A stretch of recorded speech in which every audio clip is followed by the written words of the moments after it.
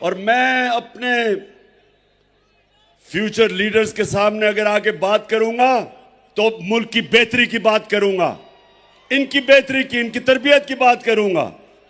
और आपकी एक तो ये जब भी ये सारा जो चोरों का टोला ऊपर आके बैठ गया है,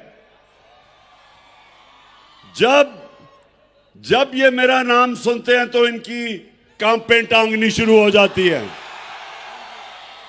और ये गवर्नर की भी कांपें टांगी कि उसने वाइस चांसलर को कहा कि जनाब इमरान खान को ना बुलाओ। सबको बुलाना चाहिए। मैं चाहता हूं कि कांपें टांगने वाला बिलावल भी आपके सामने खड़ा हो। ये और बात है कि वो आधी उर्दू आधी अंग्रेजी,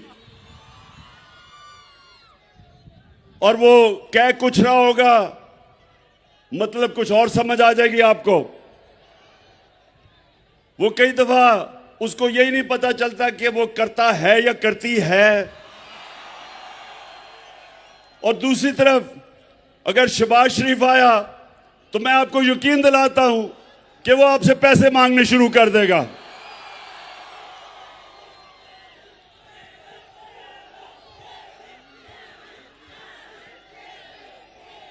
हाँ, और आप डीजल साहब को भी इनवाइट कर सकते हैं। यहां सबको आना चाहिए। डीजल बस सुन लो ना, मैं ये कह रहा हूं कि यूनिवर्सिटीज के अंदर सारे पॉलिटिकल लीडर्स को आके मौका मिलना चाहिए, अपना मौकफ रखे, क्योंकि आपकी ट्रेनिंग हो रही है। और इसलिए क्यों यूनिवर्सिटीज में मुल्क की फ्यूचर लीडरशिप। मुशर्रफ ने मुझे भी कोई चंद दिन जेल में रखा था। मुझे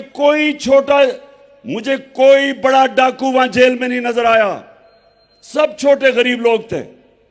और जब मैं असेंबली में गया तो बड़े बड़े नामवर डाकू मुझे पाकिस्तान की असेंबली में नजर आए। तो ये देखें,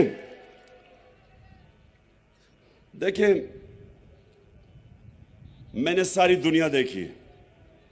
शायद ही किसी को अल्लाह ने इतना मौका दिया हो कि उसने मगरिब में भी टाइम गुजारा, उनका सिस्टम देखा। क्रिकेट की वजह से सारी दुनिया के तकरीबन मुल्क देखे, सब दुनिया देखी मैंने। मैं आज आप सबको देखें, मेरे सरगोदा यूनिवर्सिटी के नौजवानों, गौर से मेरी बात सुने। सारी दुनिया में जो मुल्क खुशहाल हैं, जितने भी मुल्क खुशहाल हैं, सारे मुल्क जो खुशहाल हैं वहां इंसाफ का निजाम है, वहां रूल ऑफ लॉ है, वहां कानून की हुक्मरानी है। और जितने मुल्क गरीब हैं, वसाइल के बावजूद,